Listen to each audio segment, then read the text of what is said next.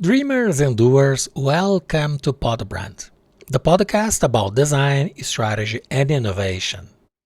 Today, we celebrate the first anniversary of Podbrand, a project dedicated to bringing relevant knowledge with brilliant guests. This episode will be in English, but don't worry, Portuguese subtitles are available for those watching on YouTube and Rumble. I want to thank all 46 guests who have dedicated their time and wisdom and engaged into our purpose. To celebrate this milestone, we have the honor of hosting Rami Goldratt. He is the son of Dr. Eliyahu Goldratt, the genius behind the theory of constraints, also known as TOC, and author of the bestseller The Go. I'm Mauricio Medeiros, a strategic designer, entrepreneur, knowledge enthusiast, and author of the book Brand Tree, which simplifies the process of branding. Before introducing our guest, I kindly ask you to subscribe to our channel.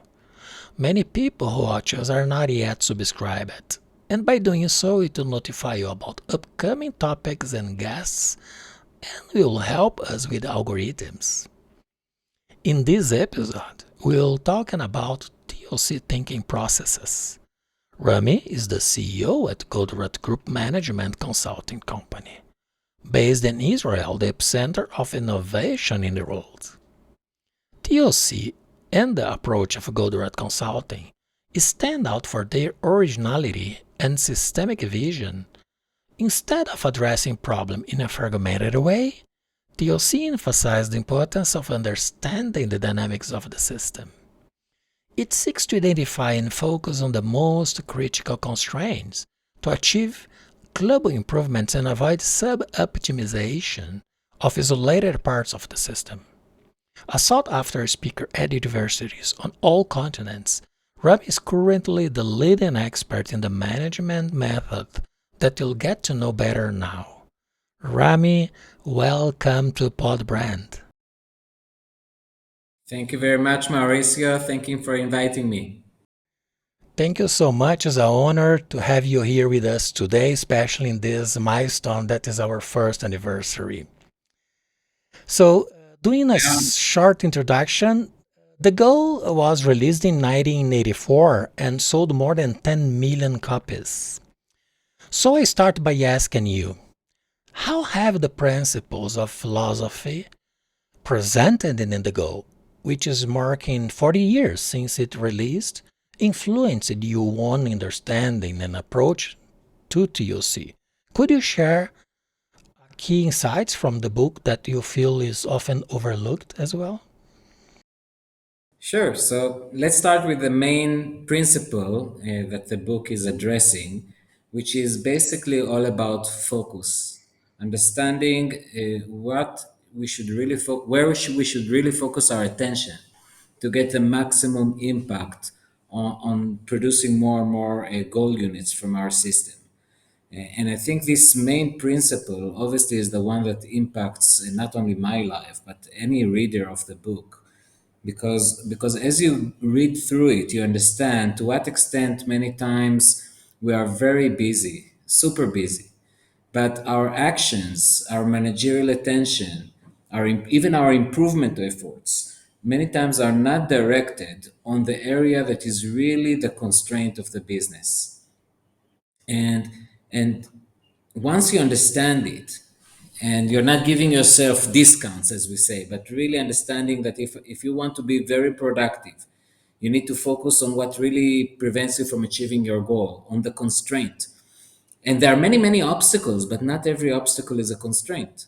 Okay, there are many things that you need to overcome and to deal with to achieve your goal. The constraint is the area or the resource or the policy that really governs your ability to achieve more of your goal. So, understanding where to focus, understanding where is the constraint, is the main insight I would say that comes out of the book and that really should impact people's life. And simply because so many times we are, as I mentioned, we are very busy, but we're not really productive. We're not productive because we're not focusing on the constraint. So this is obviously the main insight. Now, regarding your question about hidden insight, there are many hidden insights, and it's really subjective, I would say, because when I speak with so many people who read the book, each one tells me different insights that they got after they read it. So, but maybe I will emphasize one of the, I would say, a bit hidden insights that is described right at the beginning of the book. The book starts by describing what drove Alex, the plant manager, to really look at managing the plant in a different way. And it's a crisis. Okay, the board came to him and told him, "You have 3 months, and we're going to shut down the plant." Okay, and that's what made him say, "Okay, we need maybe to look and see if we can do things in a different way." And it made him persistent, chasing after Jonah and getting the answers and all of that. And I think the insight here is that many times we fall into the trap of inertia. Inertia is this force that brings you to behave in the same way, even when you need to change, even when you know that you need to change. You know you have problems, but you keep doing the same solutions, same tactics, and expect them suddenly to work. And many times what really forces us to break inertia is a crisis. And I think all of us will agree that while this makes sense, why a crisis will force you to break inertia, it's not such a good habit. We should not wait for a crisis in order to start implementing a meaningful change. The book describes a success, but on for every success, there are so many failures. So many times when I speak with managers, I ask them, why wait for a crisis? Why do you have to wait for something to force you to break inertia, to implement something new? Because if you don't have a crisis, we can take it slowly. You don't have to implement the whole change immediately, but don't wait for the crisis. So that's for me like one hidden insight that people should understand. Yes, the breaking inertia is, I would say, a big challenge because you really have the tendency to stay in the same road. And Correct. when you realize that have problem, I think many other situations come to block us to really change. Fear, uncertainty, and many But why things. wait? The impact in the people. So there are many things. But as you Correct. say, cannot wait. Need to do something. Need to put focus and make an action. No? Yeah. Considering the evolution of TOC since the goal 40 years ago was published, are there any concepts from the book that have changed significantly? Or are there any new concepts that have been incorporated in this theory? So the main concept, which is understand your goal, and based on the goal, understand what is your constraint, and then align your operations to get the most given your constraint. This has not changed, and that's why I believe the book is still relevant, even though it was written in the mid '80s. However, obviously, a lot of new concepts evolved with time, especially because when you apply the theory to different environments have different goals, have different constraints, and the way to identify the constraint and the way to deal with the constraints will be different from one environment to another. So this means obviously a change, new concepts that are evolved. For example, if I will look at our project base, and we have many projects with companies around the world, I think only probably 1/5 of it will be with manufacturing company. The rest of the projects will be with companies that are implementing, for example, that are project based, like IT companies, construction companies, R&D companies. So when you're dealing with a project environment, the constraint will be different. It's not necessarily one scarce resource. It could be your ability to sync everything together to come at the right time so you can move on in the project. It could be other things. So, and actually in the theory of constraints, we consider like 7 different types of obstacles to flow that can become your constraint if you're not dealing with them in the right way.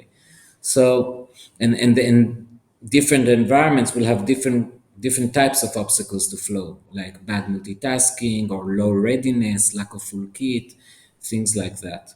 So this whole body of knowledge is quite new. And I think in the last 10 years, more and more, one of the applications that was developed in TOC is called TOC for Business Innovation. Because many times the constraint of the business to grow is not your operational capability, but your ability to get more sales. In other words, what's constraining your growth is really the market, the demand that you have. Now, in order to manage this constraint, you need to come up with better value propositions, like better products or better services or better business models that can provide much more value to the customers more than the competitors, and therefore get more demand. But how do you do it?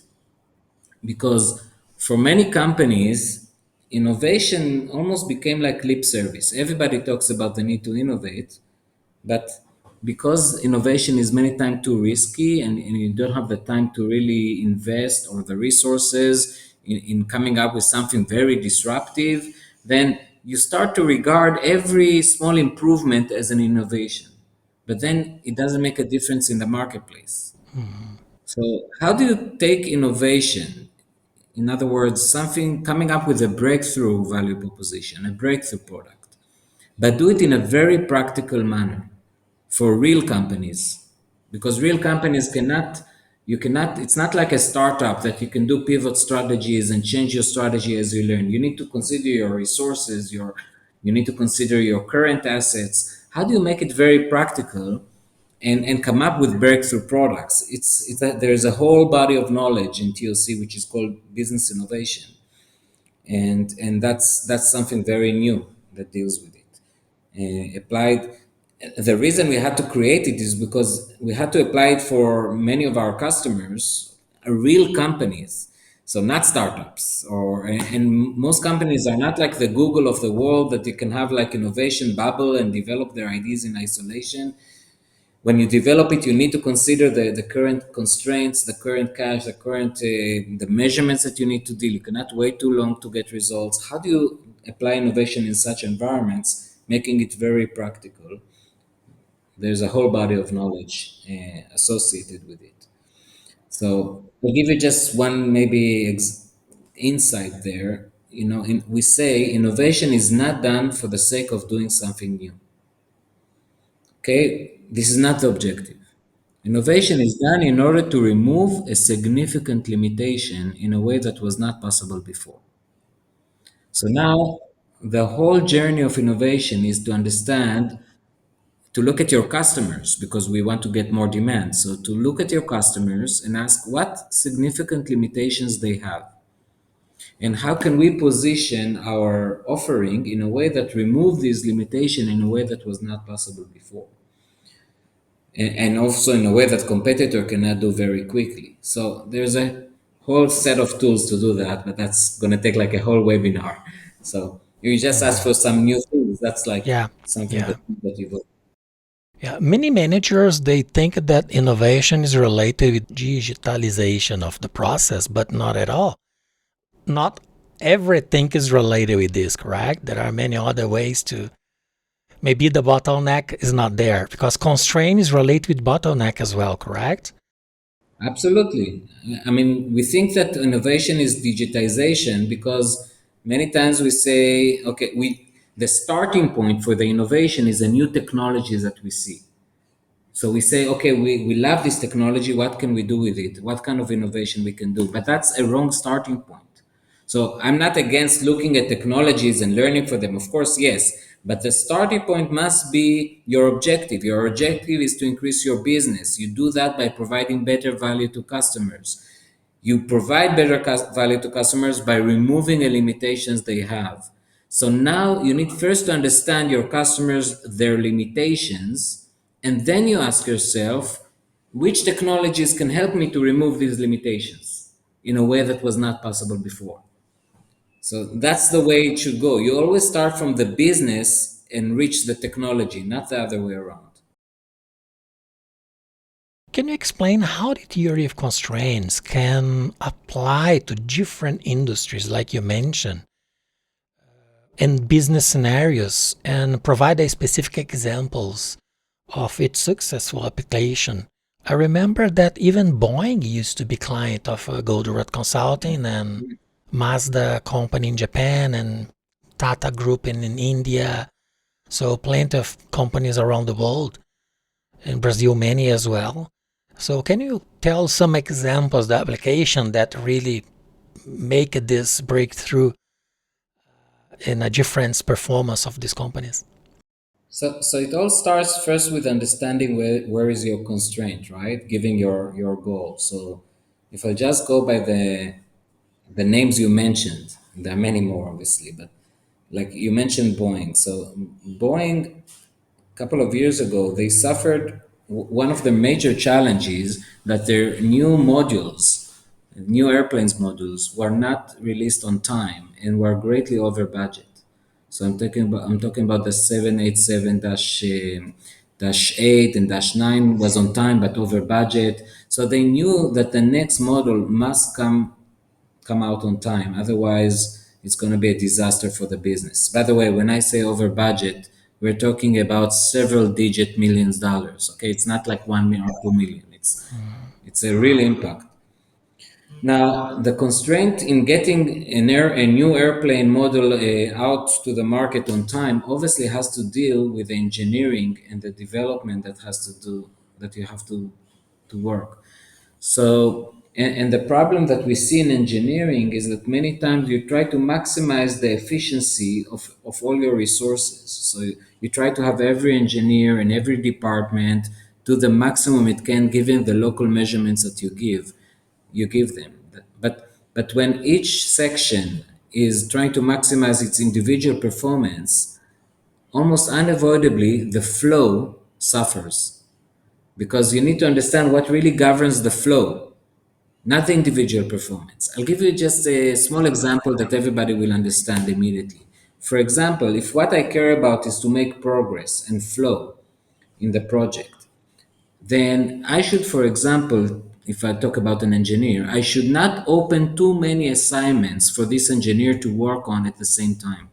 Because when you work on too many assignments at the same time, there is an effect which is called bad multitasking. That happens when you are forced to switch from one task to another without completing any of the tasks. And it almost happens unavoidably if you have a lot of tasks open concurrently. So you may want to open a lot of tasks to maximize the efficiency of a person so he's never idle, but the objective is not to have him very idle. The objective is flow. So I would prefer to limit the number of open assignments, not to even allocate the assignments to the engineer, just to allocate the assignments that I need him to perform in order to make the flow, to make progress, and to tell him you focus only on this, and only when you're done, I will open a new assignment for you. It's not so easy to implement this simple concept because our tendency is to, because I'm very time and many times I'm late, my tendency is to start as early as possible. So every assignment I have, I will try to open and start to work on it as soon as possible. But this unavoidably leads to this bad multitasking. Okay. And there are many other things that we had to do with Boeing in order to make sure that the flow of the project runs much faster to get the new models out on time, which they were doing. What was the next example you mentioned? You mentioned Mazda. So Mazda Mazda in also, Japan. Mazda in the year 2012, I believe, they realized that if they have one more year of making losses, they will not be able to support the company anymore because Ford pulled out of the joint venture that they had, and they were already after 4 years consecutive making losses. The situation was really bad. And so they had to get out of this crisis, which basically means to get more sales.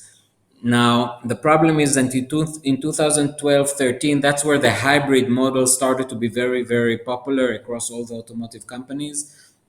Mazda had no presence in hybrid technologies. They didn't have the time now to go into it and invest. So they had to think, how can they come up with a car that also have very good fuel efficiency without compromising the driving pleasure, because Mazda is trying always to promote themselves. They call it the zoom spirit. So it's not like a sports car, but it almost behaves like that. It gives you this driving pleasure.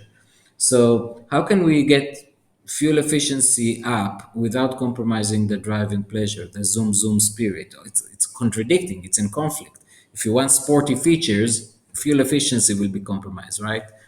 So they broke this conflict by developing a new engine, which they called Sky Active back then, which was all about it's. And we're not going to go into the engineering behind the engine, but let's just understand that this engine allowed them to still maintain internal combustion engine that gives much better fuel efficiency performance.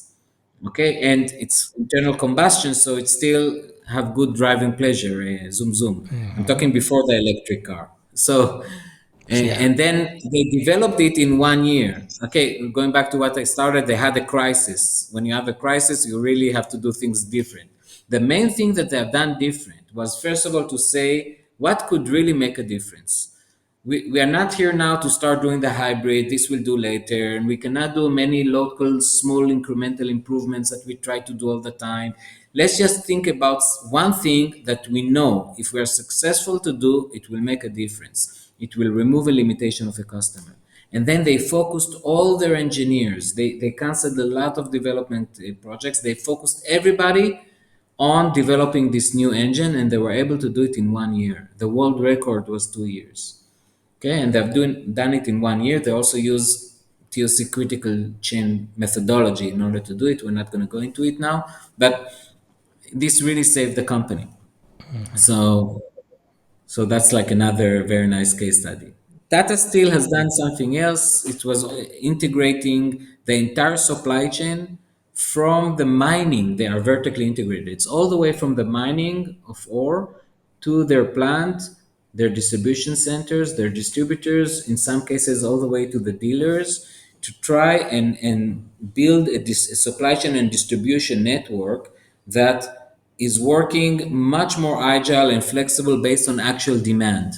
So, because we all know the price fluctuation of steel, and this causes a lot of speculation sales and trade sales, which creates very low inventory turns. You're stuck with a lot of inventory, or you suddenly don't have enough inventory to sell.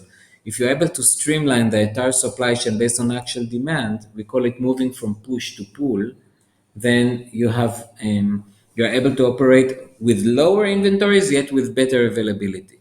So how to do it in the steel industry? That's like a very big project we have done successfully with. Yeah, you mentioned about inventory.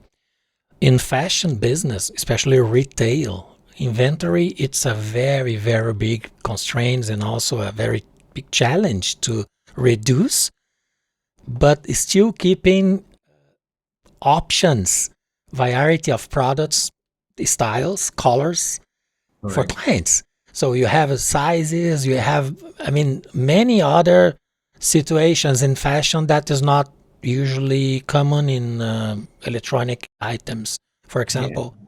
So this is a Fashion very, very, industry, correct. In fashion industry is very, it's very, let's say, complicated in terms of trying to manage your inventories, because you have three dynamics that are happening concurrently at the same time. And each one of these dynamics really deteriorates your ability to have accurate forecasts. And in order to manage inventories, you need forecasts, right? But you have these three dynamics which are very, very dominant in fashion industry. The first one starts with consumer personalization, which basically we see that consumers are becoming more and more sensitive to get the product that fits their individual desires and tastes. They become more choosy, more picky. And as you mentioned rightfully, this puts pressure on companies like fashion companies to operate with wider assortments. And because they operate with wider range, more products, then actually this actually increases consumer personalization. They are aware that there are more options available, so they become even more choosy, and then this puts pressure on companies to still maintain very wide range of of choices, like a feedback loop. Now, it's impossible to have accurate forecasts when you operate with very, very wide assortments, very wide range of choices. A lot of these choices will be slow-moving products, and you cannot forecast slow-moving products. How do you manage it is very difficult, and the solution is again to try and to move from push to pull, to try and build an operation that reads very quickly actual signals of reality, where you have too much range or too little range of products, and react very quickly to these signals. The first dynamic was consumer personalization. The second dynamic that deteriorates the accuracy of the forecast, we call it consumers tolerance time, which is basically how long consumers are willing to wait to have the product available. And I think all of us see that, even us, we are willing to wait less, right? So our tolerance time is reducing. And if it's zero, if we do not see the product in front of us when we come to buy, you lose the sale. We're not going to wait. Now, this puts pressure on companies to operate with higher stock, more inventory, and also to spread the stock, to keep it closer to consumers, to open more stores, more warehouses, in order to serve them very, very fast. And when companies do it, it's actually, they spoil the consumers. They get used to the fact that products are available, so now they are even more spoiled. Their tolerance time reduces even further. And again, this puts pressure on companies to keep the high levels of inventory. So, so now again, we have a problem, because I need to hold more inventories up front, and when I need to spread them, obviously the accuracy of the forecasts that I have to make reduces. And again, the way out is to read very quickly the signals and react, and to basically reduce the dependency on the accuracy of forecasts. The last dynamic is the one that really typifies the fashion company, and we call it product life cycle. So how long products are valid in the market before a new collection arrives, a new product arrives. And we know that product life cycles are reducing, and every fashion company is thinking to increase collections, to introduce new products more frequently. But when you do that, and especially when you create an expectation by consumers for newness, to see something new, this puts even more pressure on us to introduce new products all the time. And new products have zero history of consumption. You cannot learn from the past so much. And if they're successful, they disrupt the rate of consumption of all the other products. So again, Yeah. you cannot rely on accuracy of the forecast so much, and you need to build a different system, a system that reacts very quickly and reads the right signals very quickly. Based on my own experience in this segment, just a few items represent the biggest part of the sales. And in 1,000 options of styles and colors available to the customers in the store, 900 really goes to end of season sale. It's unbelievable how just few styles really represent the biggest part of the sales. But this You know is that general, no? I mean, the analysis I read in the recent article, that about 30% of the products that are produced every year, of textile product that are produced every year, are never sold. Yeah, So 30%. the problem is very, very big. And they end up in the desert. Most of them are not recycled. So like 92 million tons of textile every year are dumped in the desert. It's like a full truckload every second. Unbelievable, no? And you mentioned before about inertia. And what are some common obstacles of you observed in organizations trying to break inertia?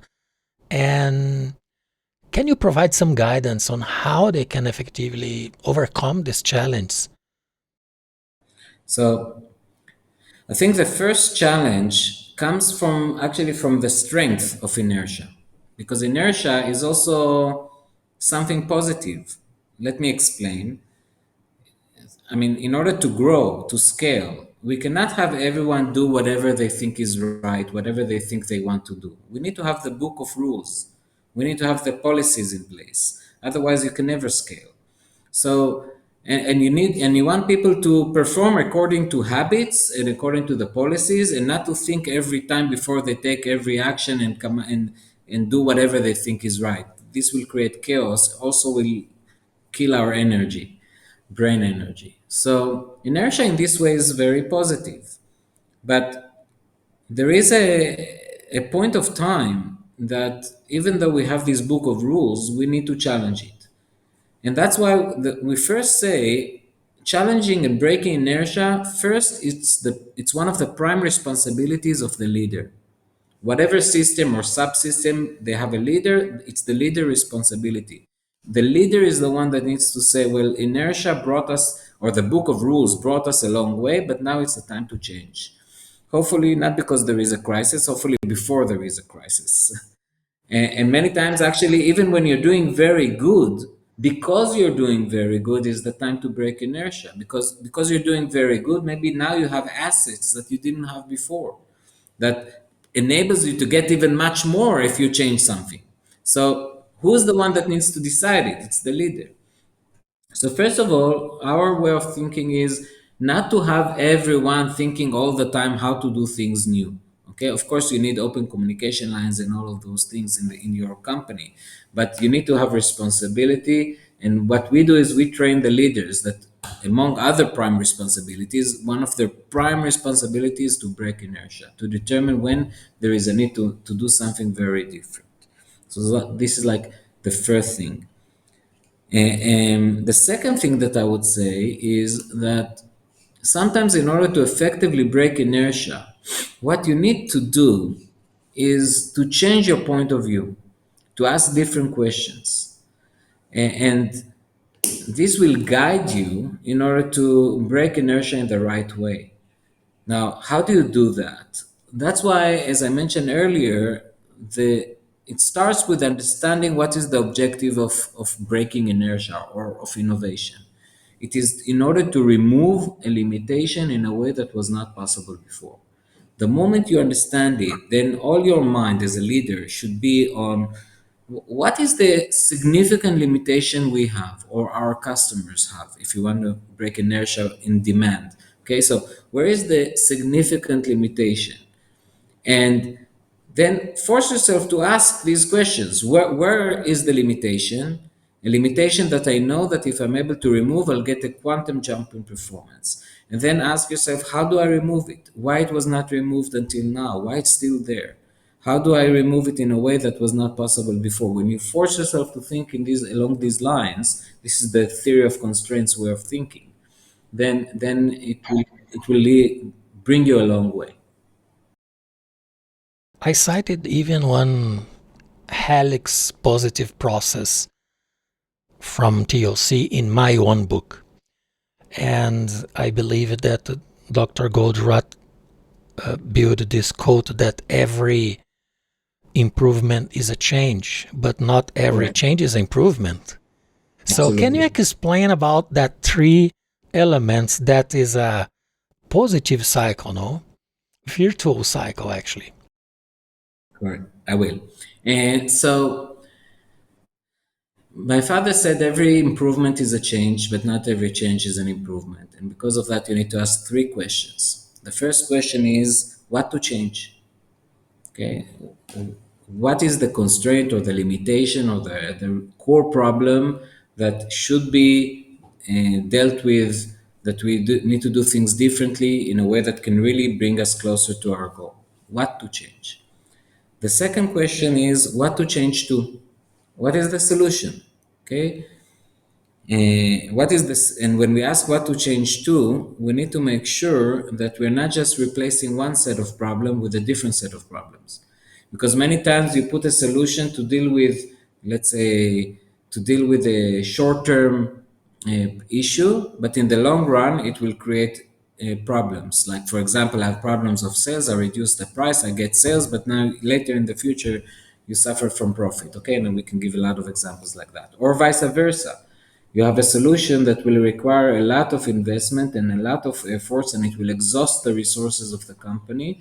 And it will be very good in the long run, but in the short term, it will create chaos. That's also not good. So, when you understand the problem, you made a very, when you answer the question what to change, you made a very good progress, but you're not there yet. You still need to understand, how do I design a solution in a way that will not just replace one set of problems with another.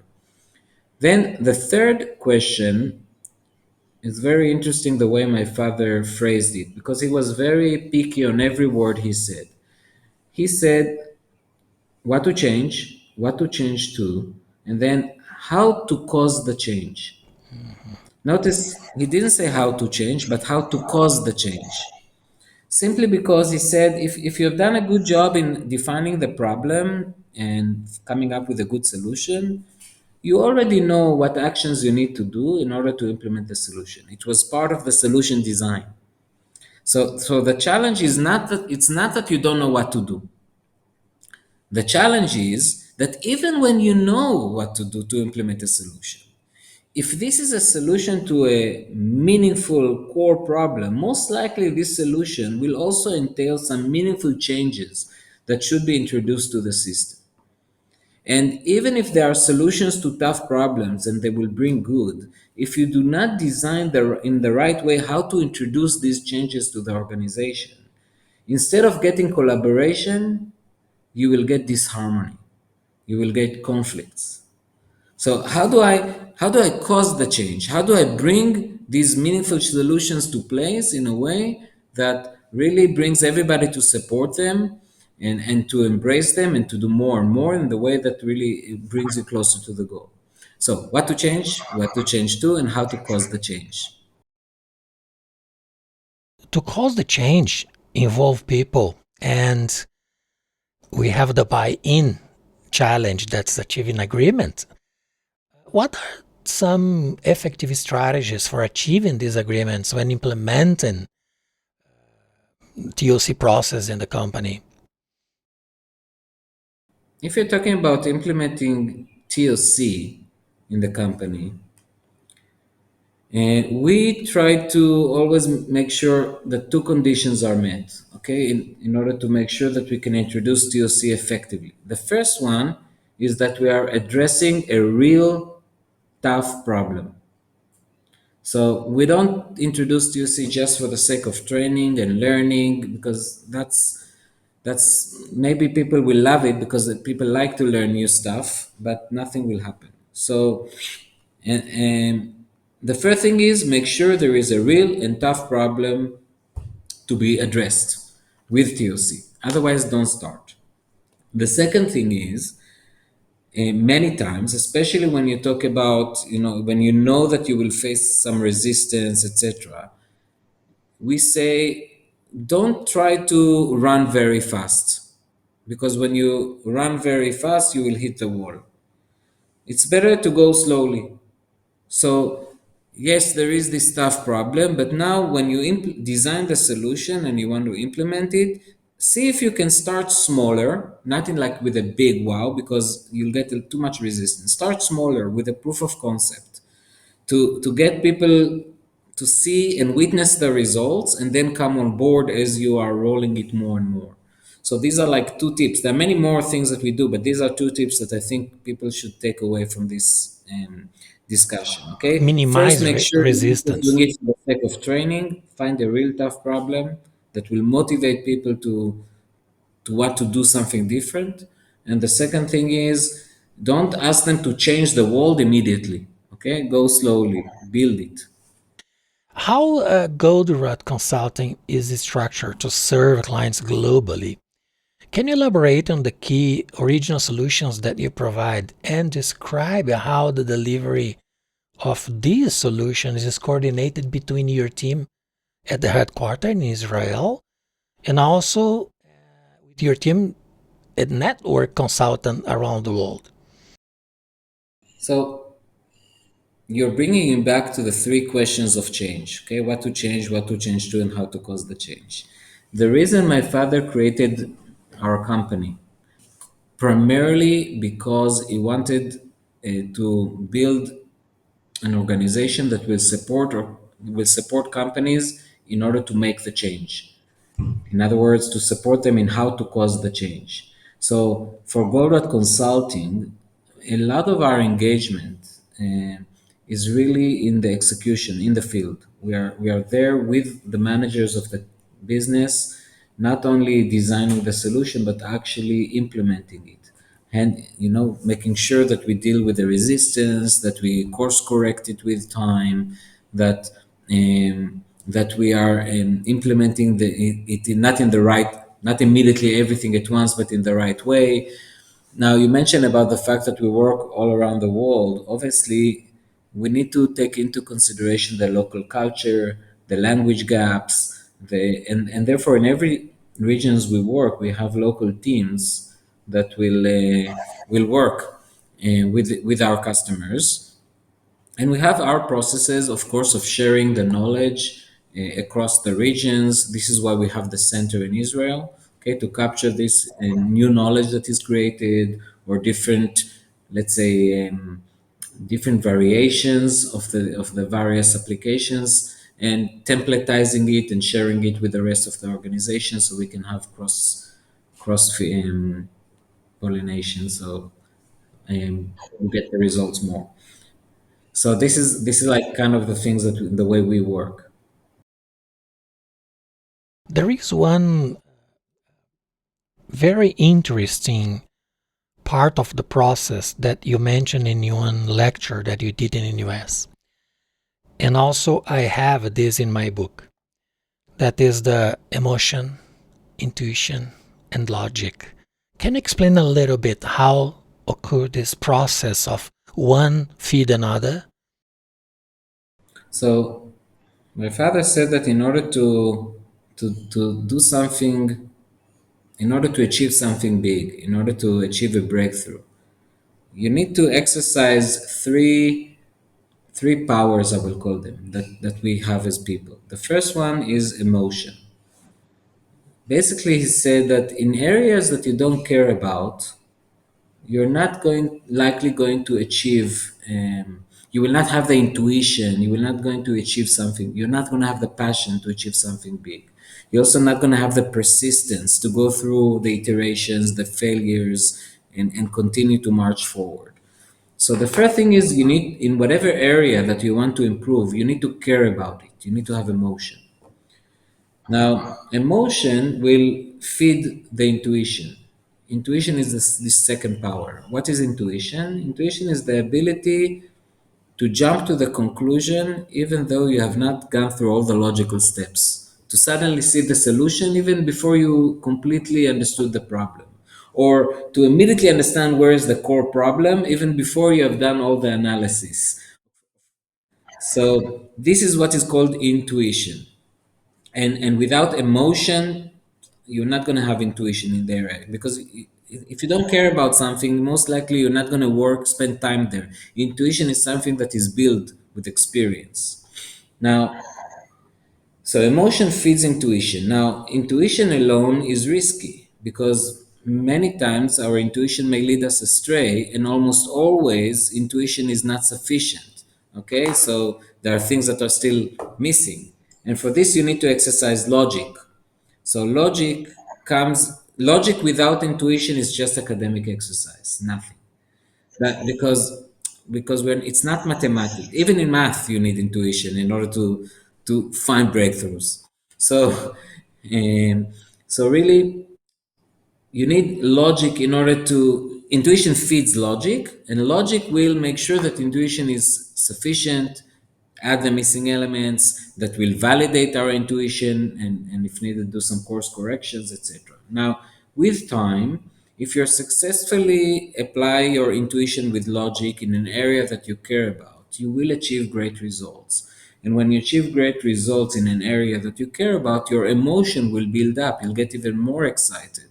So it's like a feeding virtuous cycle. Okay, emotion will feed intuition, which will feed logic, which will enhance your emotion, and so on, like a positive helix. Yeah, this is My father also wrote about it in his book, The Choice. You can, okay. if Perfect. the viewers wants to learn more. Yeah, perfect.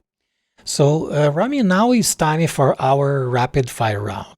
There are three questions that I ask all guests.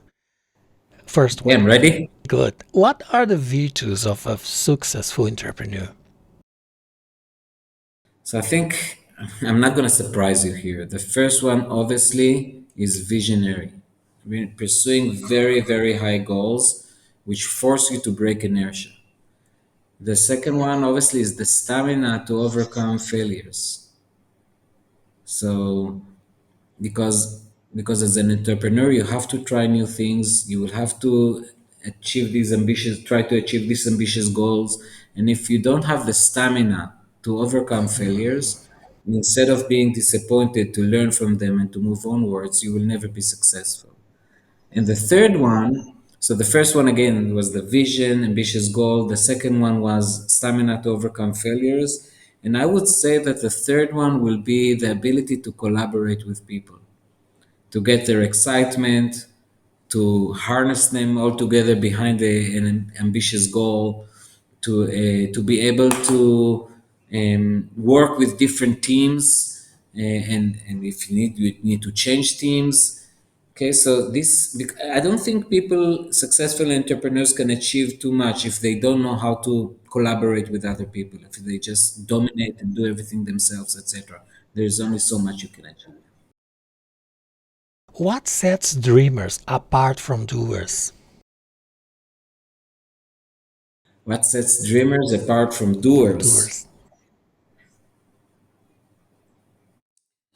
So I don't think that, first of all, I don't think that dreamers is good and doers are not, or doers are good and dreamers are not. I think if you, just like the discussion of what we just had on the entrepreneur, I think you need to have both.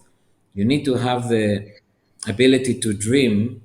And for me, to dream means that you want to achieve big things. And of course, to be with your legs on the ground and to do. So it's difficult for me to say what is dreamer have that doers do not. Okay, you need both basically. Good. And the last, Okay, what is design? but I'm just afraid that if I will answer your question, people may think that I prefer dreamers or I prefer doers. I think you need both. Good. And the last, what is design?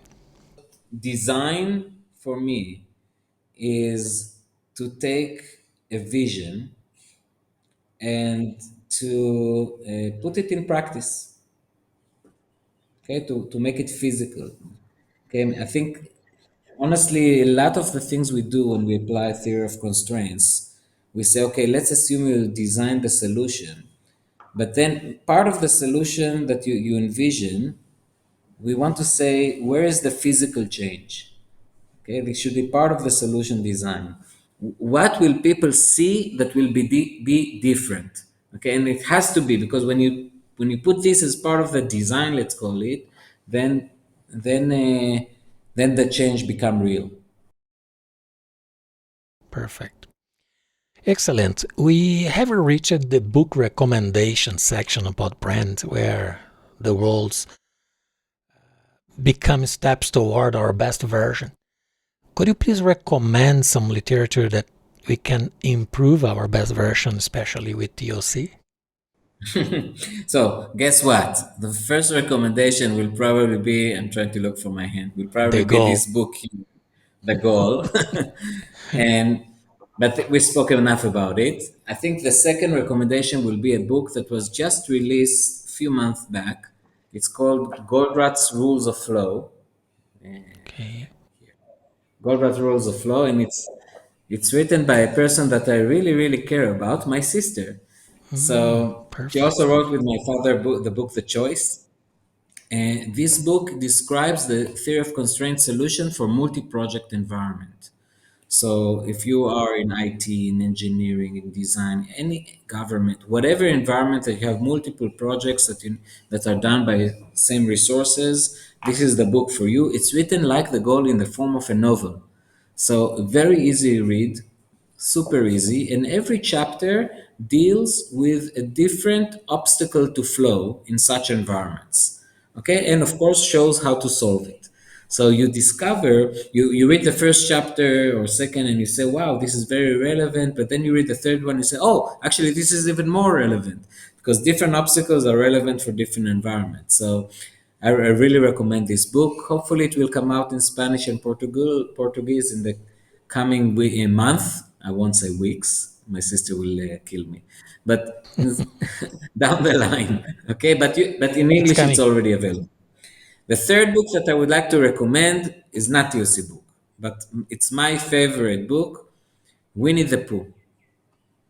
So you may think it's a children book, but in my view, when you read it as an adult, you really see to what extent this is a philosophy book. And every character brings a different perspective to view the world.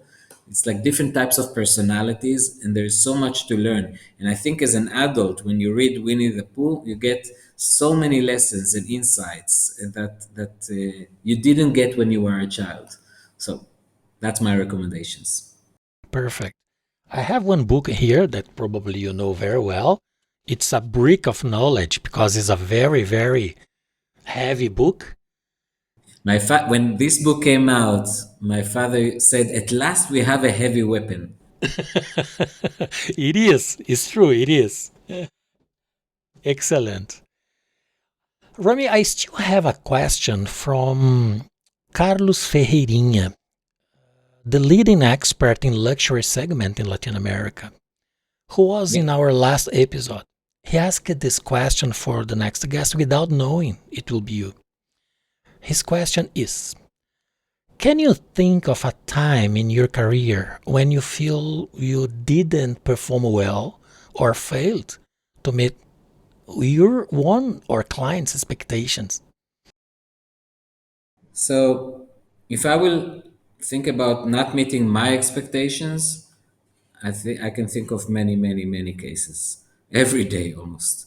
Actually, one of the things that I work with myself and many times with people that work with me is to say I mean, even when we set the bar very high, and I always see how we could have done much better, and then I say, okay, we don't meet expectation. I like kind of forget the first level of expectation that I had. So, and then I'm disappointed or I feel frustrated. So if I talk about my own expectation, it's happening all the time, almost by design with my personality. So to go into this, I think it's not going to be so fruitful for the viewers. But even meeting customers' expectations, or of course, it happens. If you're not going to try new things, if you only stay in your comfort zone, what good will you do? Okay, and when you try new things, from time to time, you need to meet this. You will have gaps. Okay, things that you need to correct, and you learn from them. So, like for example, many times and I learn the hard way actually that even when you're getting some results and people are very happy, if you're working in an organization, for example, that continuously change the management, okay, then it could be that you complete an engagement and it was quite good or very good, doesn't matter, and then a year later you come back and you don't see the result there because they changed the management. And then you ask, and because the managers come with their own ideas, etc. And then you ask them, how was TOC? And they say, well, no results here. So, and it happens by if you're not designing it in the right way. Of course, we learn now how to do it in a way that even when management come, you put in place the new managers, you put in place the policy, the processes to onboard new management, so it doesn't happen, so they understand what is the logic, etc. But these kind of failures that are happening, and you need to learn from them all the time. Perfect. And the last, what question you'd like our next guest to answer regardless of who they are?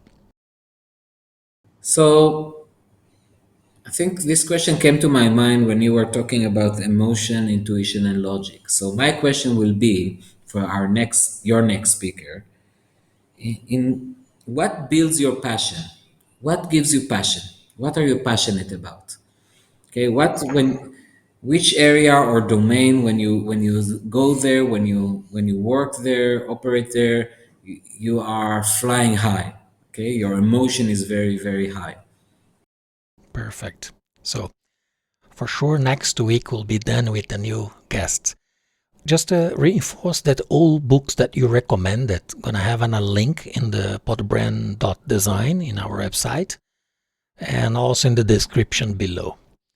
Rami, I'd like to thank you so much. I have no words to say how honored I am with your time, knowledge, friendship, and also be available today to be with us in our first anniversary of Podbrand. Thank you very much. My pleasure, my honor, Mauricio. Thank you very much as well. Take care. Thank you. These and other episodes of Podbrand are available on platforms such as YouTube, Rumble, Apple Podcasts, Deezer, Google Podcasts, Amazon Music, and Spotify. Visit our website podbrand.design for always updated programming and links to books like the ones Rami recommended. Share with people who enjoy knowledge and subscribe to our channel. I have no words to say how I appreciated Rami Goldratt with me today, and especially all of you that join us. See you in the next episode of Podbrand, the Design Podcast.